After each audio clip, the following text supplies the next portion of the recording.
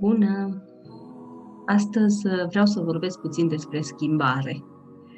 Să îmi spui dacă ți se pare greu sau ți se pare ușor, dacă ești cu adevărat pentru schimbare sau împotriva schimbării. Singurul lucru care nu se schimbă niciodată este că întotdeauna există schimbare. Ești de acord cu schimbarea, o faci ușor, înveți ușor lucruri noi. Sau ești conservator, vrei ca lucrurile să rămână așa cum le cunoști. Eu eram până de ceva puțin timp în grupul conservatorilor. Îmi plăcea să fie lucrurile așa cum le-am cunoscut eu, să nu se schimbe niciodată. Însă a venit un moment în viața mea în care mi-am dat seama că singurul lucru care nu se schimbă este faptul că întotdeauna suntem în schimbare.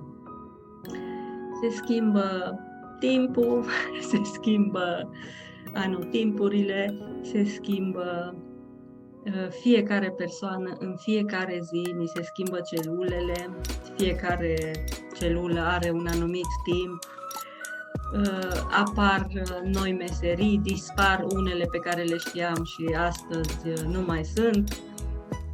Întrebarea mea este, ești dispus să înveți o nouă meserie?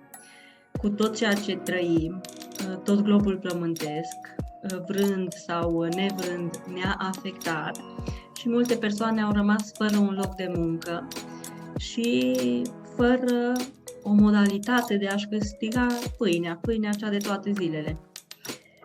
Ești de acord să înveți o nouă meserie? Faci ușor lucrul ăsta? Sau până nu ajunge cuțitul la os, cum se spune,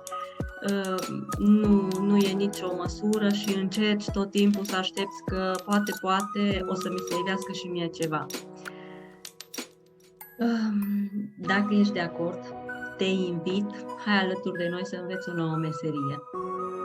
Vreau cu adevărat să-mi spui părerea ta, aștept comentarii la acest video și să-mi spui opinia ta despre schimbare, despre cum o suporți, despre ce anume ți-a adus schimbarea zilelor pe care le trăim de când cu tot ce se întâmplă la nivel mondial. Și dacă te-am făcut curios, întreabă-mă. Cu drag îți răspund și trecem la pasul următor.